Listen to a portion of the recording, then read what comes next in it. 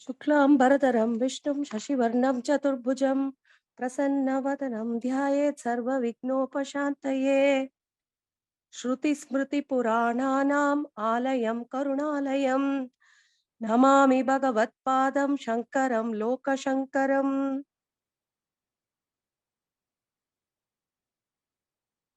Sadashiva Samarambham Shankaracharya Madhyamam Asmadacharya Paryantam Vande Guru Paramparam. Is that good? Yes, thank you very much, Ji.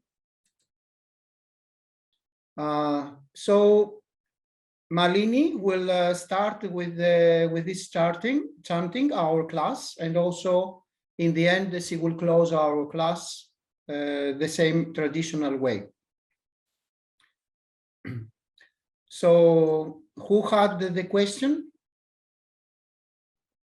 Yes, my question is, Satchitananda, when you speak to us, you speak at the third person. You always say Satchitananda as the subject. You never say I. Is there a reason? Yes, of course there is a reason. What you see as a physical appearance is not me. And we should try also to remind to ourselves, it is a nice opportunity throughout our classes to remind to ourselves what is the truth. So Satchitananda is not this physical appearance. The physical appearance, we will see later in TATTVA BODHA, more explanations, is not who we are or our real self. It's only a physical appearance. So to say Satchitananda did this, or he wants that, or he says that, is a reminder for all the participants of our true nature, our true self. So it is intentionally made in order to remind the truth. Our true nature is the self with capital S, which is awareness, consciousness, impersonal, and which is, of course, beginningless, Anandi, and also of the nature of Sat Chit Ananda. So whatever you see as an appearance, as Satchitananda, is not Satchitananda, it's only the physical appearance. And this physical appearance also is not the guru. The guru is something else. It's not the physical appearance. What is expressing the truth is consciousness itself, interacting with itself, in itself. So Brahman, awareness, consciousness, is what is the real substratum and the real self with capital S. If you would like, I may elaborate more. If we have time, I would like to, because it's very difficult for me to grasp this concept. Of course, it's not easy. It's very, very difficult. I understand. Yes. Intellectually, but not really. Yes, it needs a processing. It needs the process of our path of Advaita Vedanta. It needs all the prerequisites, as we mentioned before: Sravanam, Mananam, Nididhyasanam.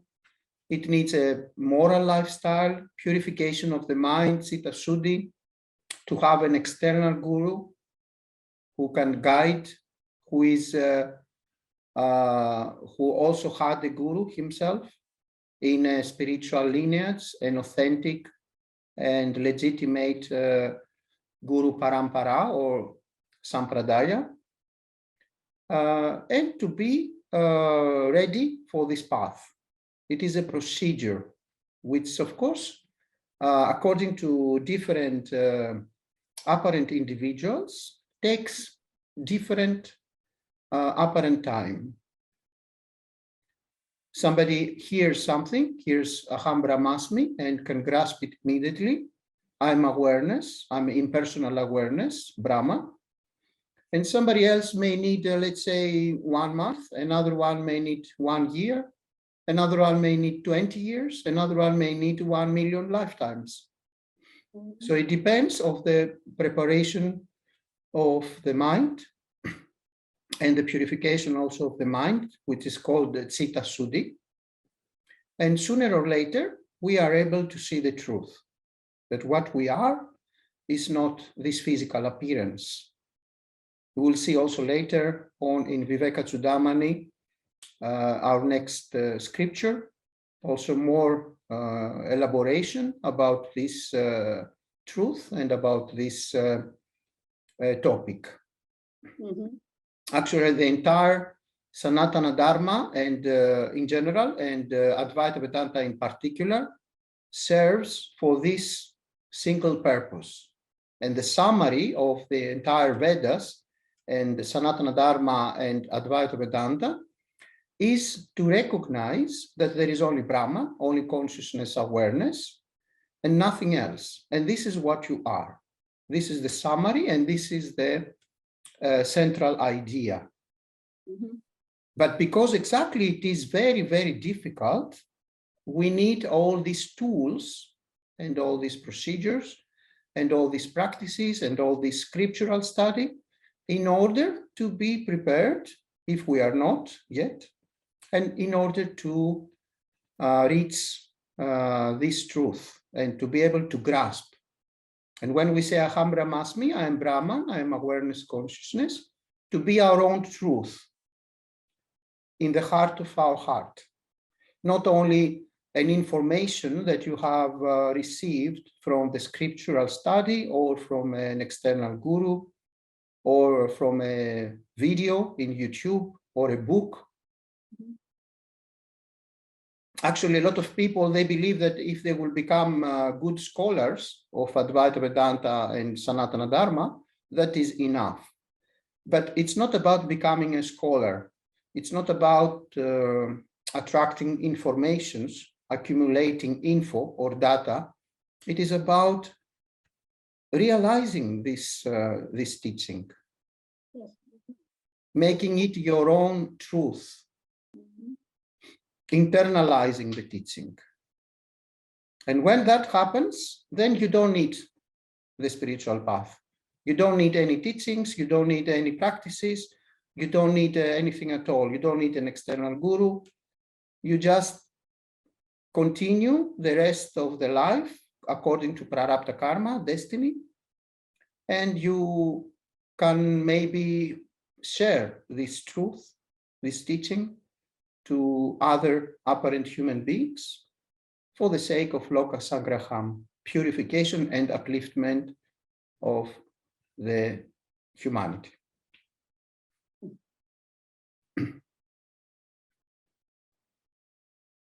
Okay, we need patience because it is a process that have to be done, and this process should be well guided and following exactly all the descriptions and all the prescriptions of the holy path.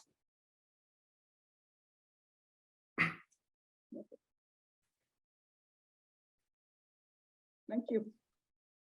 Most welcome. Okay, Da.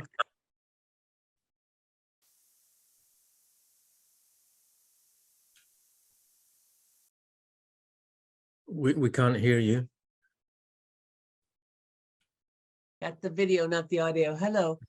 I wanted to follow along with what we're talking about in reference to the reading. For me, at age 63, what brought me here is that transition to a spiritual pursuit at this time in life, and noticing alongside of that, that scriptural learning is neglected, not just Hindu scripture learning, but the spiritual pursuit of learning is neglected in the society around me.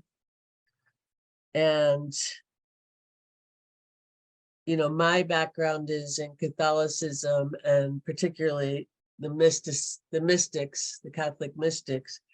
So do I have a question? My question is, as I read chapter 3, I wondered about the shifting from student to material gain to transition in spiritual pursuit.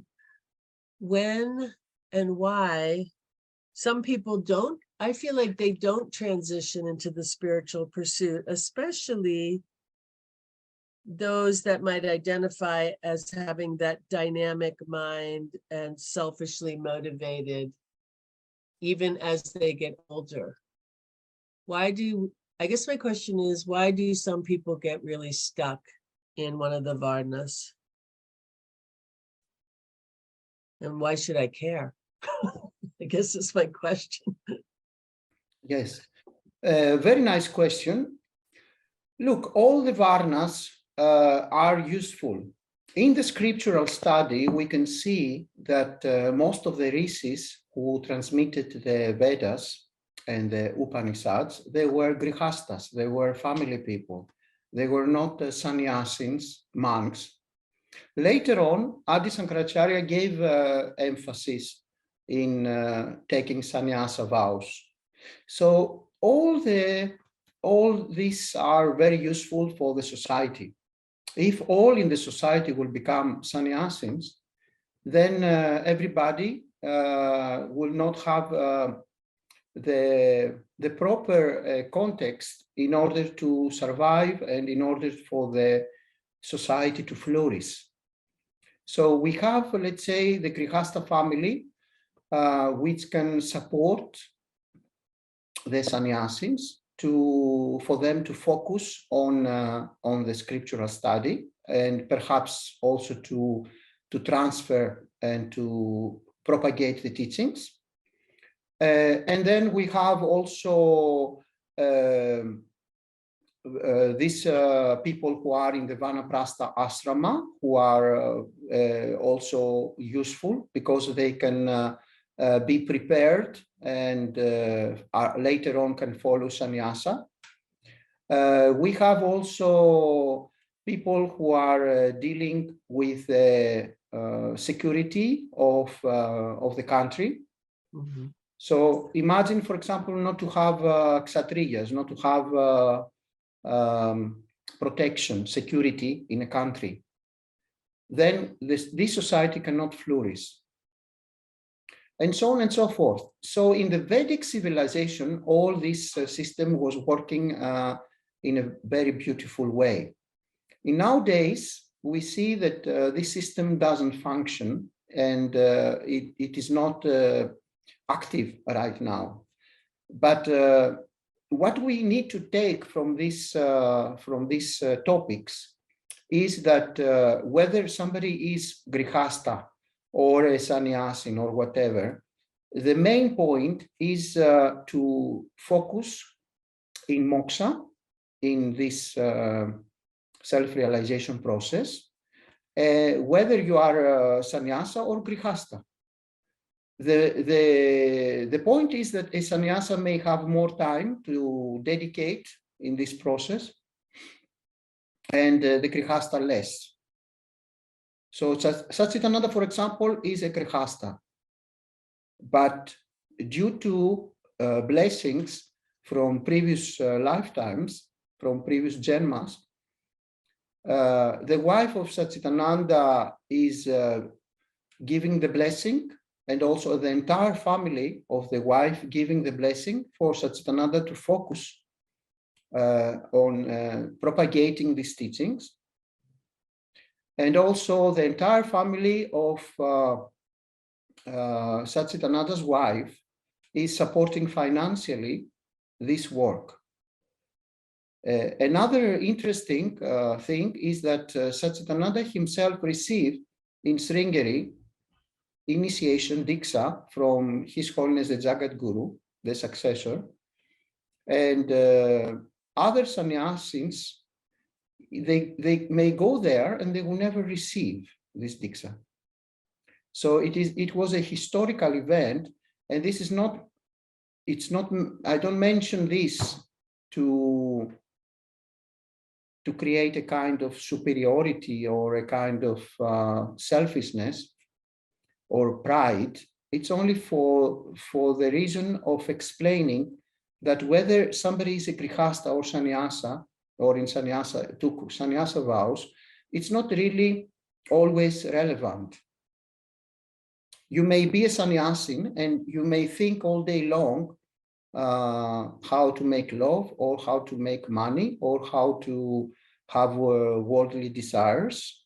And you can be much more materialistic or a worldly person than somebody who is a grihasta, who has a family. So it's also dependent on the previous lifetimes, how much grace you have accumulated, how much preparation you have accumulated from previous practices, sadhana, and tapas, spiritual practices, and scriptural study. So everybody is in a different point of spiritual growth, spiritual understanding, and it is irrelevant of whether he is a grihasta or a sannyasi. So Ramana Maharishi, for example, they were asking him all the time, should I abandon my family and the world and go to the forest and to become a sadhu, an ascetic? And Ramana Maharishi used to say that real sannyasa is inside you, not in what you are doing, whether you are in the society or in the forest. So it is mostly the most important is internal sannyasa, it is called in the scriptures and also in Bhagavad Gita. We have this example of Arjuna in Bhagavad Gita, who wanted to become a sannyasi and to avoid to fight the battle, in the battle. And actually Krishna said to him that most important is inside to be a sannyasi. And because you are a kshatriya, you should, and also a grihasta, you should focus on your duties and to pursue your duties, your dharma. It is very, very important to remember that it's not about how much you have or how much you do or what you do, but whether you have dispassion, vairagya, detachment. Another example is Ashtavakra Gita, where we see Janaka, the king, to ask to become a sishya, a follower of Ashtavakra, the great sage. And when Ashtavakra was asking him, why you still continue to live as a grihasta, since you want to know the truth and you want to have moksha, self-realization. And we see Janaka said to him that it's only that I allow my prarabdha karma to be unfolded. I don't have any attachment to my wealth as a king, my wives, and my kingdom, and so on and so forth. We have a lot of stories and a lot of examples in the scriptures. I think you said a word that then resonated, but I have an attachment to what is happening in the world and with some of my friends that are my age. I have this attachment to this, I'll just say, you know, I'm attached and I have these opinions that there's this lack of unfolding of the impersonal awareness, you know, and I'm just use big words like that or a big concept. I'm like, but why? I'm so attached to why is everybody so not willing to be the willingness of God? That's my attachment. Because it is in accordance with lack of self-knowledge. Self-knowledge will create the environment where you are not attached anymore into the worldly things.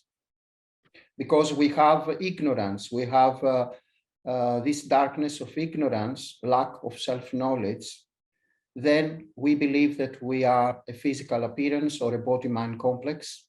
And then due to this misbelief, there is the attachment in the worldly things and worldly pursuits. Because there is this lack of understanding that all the worldly things, all anatma, are impermanent and they cannot provide at all. Nobody should invest for permanent security, happiness, bliss, and peace. All anatma, all worldly things, everything is impermanent. But as soon as you receive the self-knowledge and you pursue Atma Vichara, self-knowledge, through the scriptural study, through Sravanam, Mananam, Nididhyasanam, the guidance of a guru, and the safe environment of the Guru Parampara, Sampradaya, then sooner or later you will end up realizing the truth, have self-realization, moksha. Yeah. Then you can see that what you really are is Nitya Mukta, already eternally self-realized, Nitya Mukta. But because of the veiling of the thinking process and avidya, lack of self-knowledge, somebody cannot see this truth. Then the external guru acts like the remover of the obstacles which are hiding or veiling self-knowledge. And the guru is the one who can remove all the obstacles. And the guru is the one who was also a sishya. A real guru always was before a sishya, a follower of a legitimate guru in a legitimate holy tradition, Guru Parampara or Sampradaya. So it needs patience, it needs scriptural study, it needs to follow the all the recipe from the Vedas, all the things that they are mentioned in the Vedas, in the scriptures, and sooner or later, the one who is sincere for moksha will manage to have moksha. Or rather, better to say, to realize and to recognize that he was already Nitya Mukta, eternally realized already. I get that willingness that I was talking about, already there. We're just willing. Yes. Thank you. Welcome. Somebody else?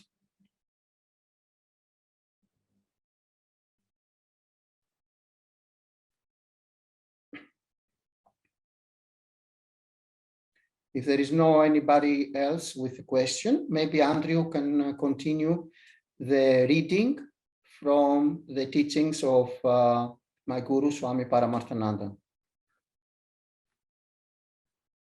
I've not got a question as such, but I just wanted to, I had an observation when I was reading, I think, chapter 3. And just similar to what you were talking about just now, is people have no concept of impermanence. And in the example he gives us of a football match, and life is like a football match, and people go through their lives with no goal in mind, like it would be like a football team just passing but never scoring a goal. And I was just thinking about my friends, my workmates, and some very nice people living a nice life, but it's completely futile from one point of view. even though it's a good, I'm not criticizing them at all. They're really nice people, but they have no goal. It's just, it's astonishing from one point of view that they can't grasp that it's going to finish and it's all worthless in the end. If there's no goal as well, it's not completely worthless. That's a bit unfair. So it's just an observation. Yes, it's like we have a ship in the ocean without any destination, and the ship just go around according to the weather and the wind and the waves, never to reach a port or the shore. So that's why in the scriptures we speak about the shoreless ocean of samsara. So more and more janmas will appear, more and more lifetimes will be experienced, and again and again the creation of new karma, because in every lifetime there is the agami karma, the new karma that somebody is creating, and then there is no end. But when we have a jnani, then the lifetimes do not continue anymore, because there is no reason for a jnani to have a new lifetime. But the impermanence is obvious. Whatever somebody is doing, whatever one is accumulating, one day will stay in planet Earth. Nobody will take in the grave or in death all his wealth or anything that is a worldly thing. So everything is losable. Since everything is losable, it is no exit. It is no problem to pursue some worldly things which are necessary for a happy and harmonious life, but always it should be according to the dharmic rules, according to the Dharma Shastram. So if somebody is, for example, a grihasta, it's not bad to pursue some profit for his family. But again, this profit should be legitimate and should be according to the dharmic rules. Some things, for example, are completely criminal. If you try to become somebody that you are not, and you try to create another human being of that you really are, this will create a lot of suffering. If you try to become, let's say, a guru, and you charge for the precious teachings money, and you try to create wealth with this demonic way, you will suffer a lot. We have so many fake gurus in Kali Yuga who are selling the teachings and exploiting the teachings non-stop. So when there is a guru should always offer the teachings for free. And all the great masters, all the great gurus, they were always offering the teachings for free. Yeah. So when somebody has a family, let's say how, for example, is Satchitananda. Satchitananda is accepting donations, but that is never a prerequisite. If Satchitananda is a grihasta and have twins daughters, and the family needs to survive, that doesn't mean that Satchitananda needs to charge and to exploit the teachings. Satchitananda can just say, please, if you can offer a donation whenever you can, and if you can. That is appropriate according to the scriptures. This is called Guru Dakshina. And Guru Dakshina is something legitimate. But when you are grihasta, for example, and you are charging, and you want to become a guru, that is a demonic activity. Or when you sleep when you make love with your sishyas, with your students, or you are using your role as a guru to have more lovers. All the or sorry to interrupt you, or you sell, for example, ancient teachings or ancient practices, even which are not yours. We have, for example, recently an example, a fake guru is selling a mudra, a yogic practice, which is in Hatha Yoga Pradipika. And he's selling it $500. I mean, that is a demonic activity. Unbelievable. Yes. We have other fake gurus who are charging for webinars, such as this one. We have other fake gurus who are hanging around with a criminal global elite. We have others who are grihastas, and they want, of course, to make money for living, but sooner or later they become corrupted and they're selling, let's say, not good food, food which is not good quality for people. We have others who are students and they are stealing in their examinations.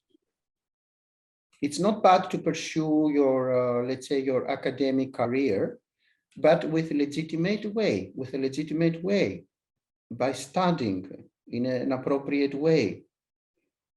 If you are an actor and you want to become a good actor, there is no need to go into unmoral activities in order to become famous, and so on and so forth. So to attract wealth and to live a happy and harmonious life is not bad when it is according to the dharmic rules. To make love with your wife or with your husband, when it is not, of course, in extreme ways or without any control, it is legitimate to make love if you are a family person. It is not a sin. But if to make love, it becomes the center of your life and you become slave of the ego, then of course it is against the dharmic rules. If your entire life you are investing in the desires of the ego and you are just non-stop satisfying your ego, then this will lead to suffering because everything is impermanent. And so on and so forth. We can elaborate and we can speak a lot, because this is a very, very big observation. Most of the humans, 99% of humans, they are going astray. They are going to no exit. Again, samsara and samsara and samsara, and suffering and suffering and suffering.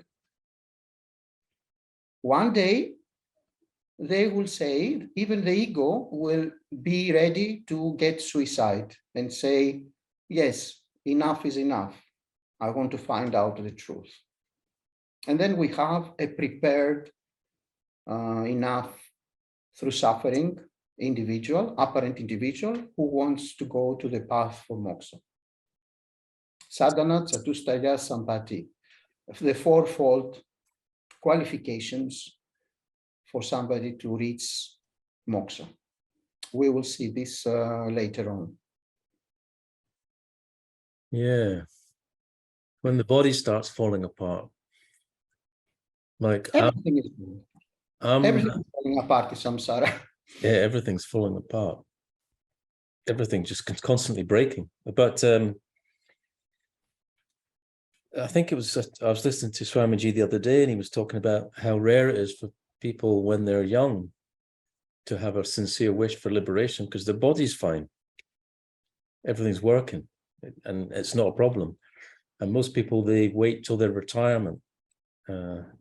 But now my body's starting to complain more and more. And I think there'll be a point where you just think, okay, enough is enough. And if you've been studying the teachings, maybe that moment will come quicker.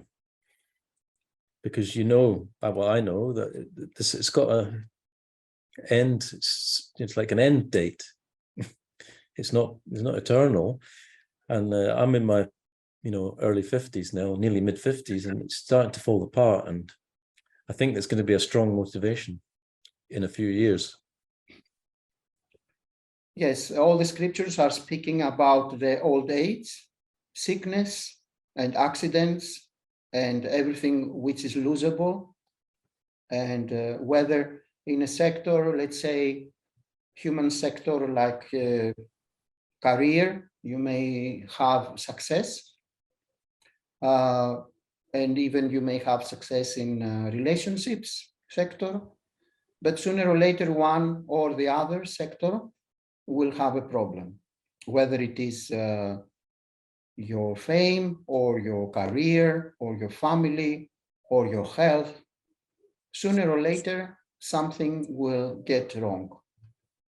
We can see this example in so many, for example, rich people.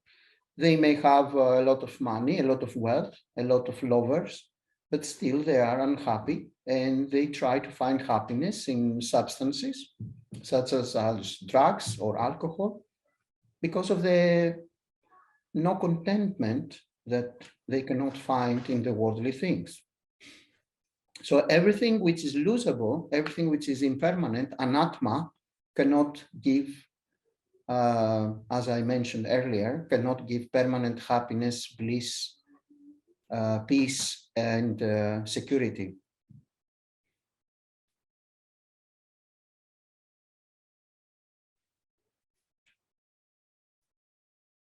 Okay, thank you. If there is no other question, maybe Andrew can continue the reading a little bit. Yeah. To honor these teachings. And we can do a meditation soon if you like as well. Mm-hmm. Shall I continue where I was? Yes, a little bit.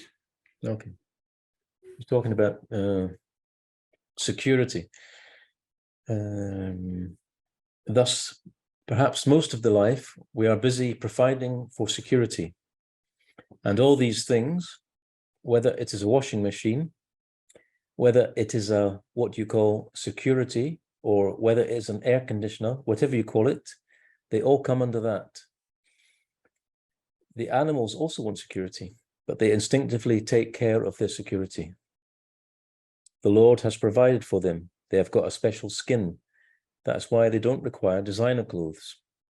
Winter clothes for your dog, summer clothes, because Bhagavan has given them natural security, but we have got to work for them. Then comes the next one.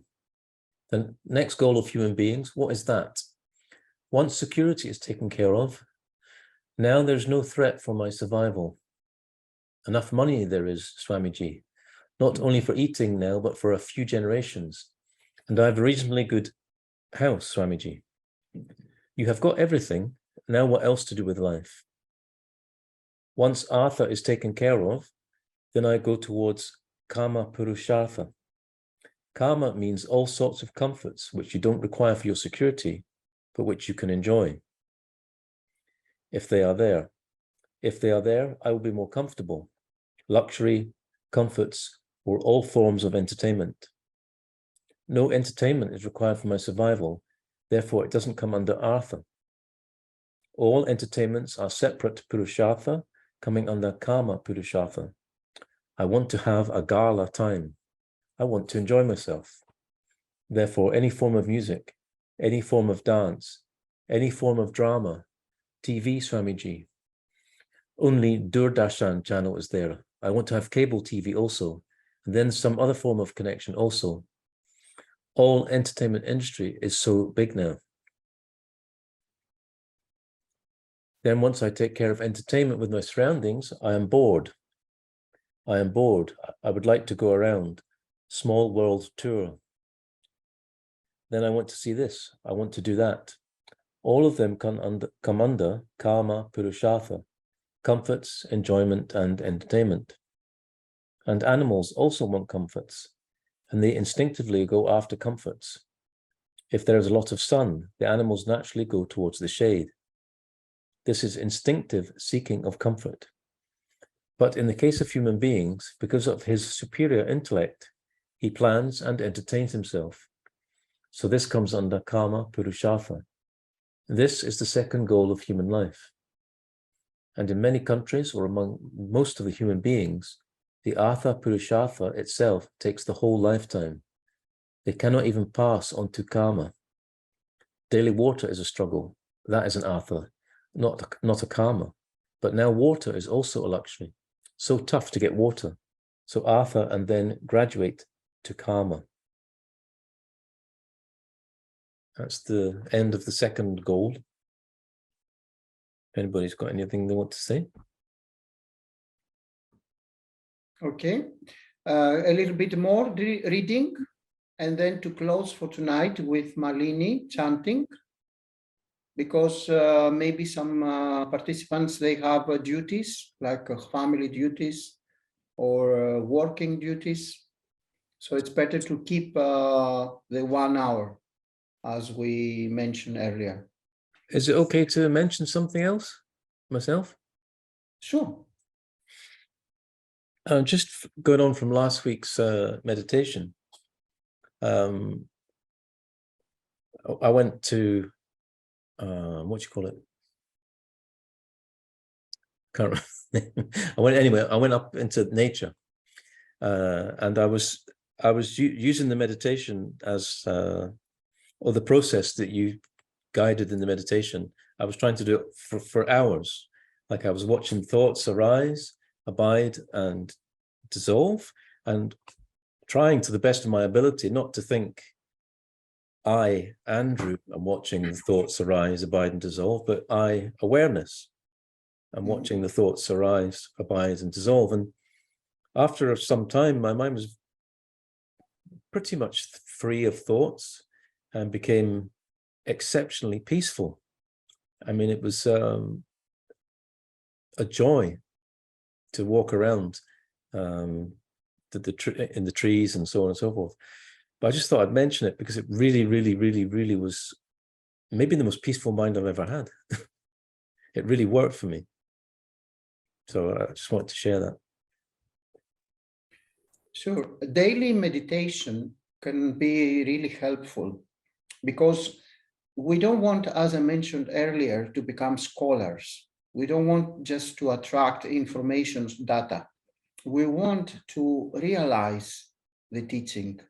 We want to make it our own truth in the heart of our heart, to internalize it, to realize the teaching. So that's why we have the, in the process of pursuing moksha, we have also nididhyasanam, the Vedantic meditation, where in Vedantic meditation, we do exactly that. We want to internalize what we have received from Sravanam and Mananam. So everything is indispensable. You cannot only read and listen to the teachings. You will become just a scholar to the maximum. You cannot also only meditate, because you have to have a context to meditate. Swamiji never gives meditation before he will finish at least some teachings and the 6th chapter of Bhagavad Gita. In our tradition, which is Vedantic tradition, we never start from meditation, for example. But of course, meditation is a very, very valuable tool and a must for self-realization moksha. So all the participants should try to contemplate on the teaching every day and do what we call nididhyasana, Vedantic meditation. And one way to start that is the guided meditation that we offered in the previous session, which was, I think, 14 minutes only, not so much. If somebody has more time to dedicate, can try to contemplate more in the teachings. I can easily, sorry to interrupt you. I was just going to say, I can also do a longer version of that meditation. If somebody wants, even if they just request me, it will take me 5 minutes. I can just extend the pauses and then create a new video with it. Yes, that will be very helpful. In our last session, we didn't have a lot of time, so the process was a little bit quick. But the same meditation can be done in the period of 1 hour. More big pauses, like for each question to be at least 3 minutes, 4 minutes, where you do the question and then you try to see the truth and you try to contemplate the truth. But also in our next sessions, we will do more guided meditations, and the participants can have a variety of different way of meditating. Only a reminder that this kind of meditation that you just stay and you just waiting for something exotic to appear, this is not a Vedantic meditation, nididhyasana. So we don't ask who am I and waiting for something magical to appear, like in fake gurus are teaching. We do Atma Vichara as the Holy Scriptures are suggesting. Atma Vichara becomes really valuable when you do it with scriptural study, Sravanam, Mananam, and Nididhyasana, and also focusing on the all the prescriptions of the scriptures and following all the ways that are a suggestion from the holy lineage. So yes, it is very, very important not to stay on the level of attracting informations, accumulating data. But every day, everybody should try to meditate as often as possible.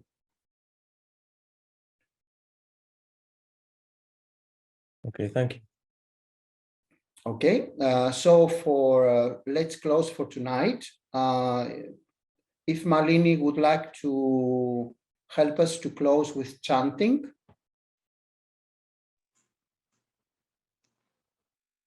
Om Purnamadah Purnamidam Purnat Purnamudachyate Purnasya Purnamadhaya Purnameva Vashishyate. Om Shanti Shanti Shanti.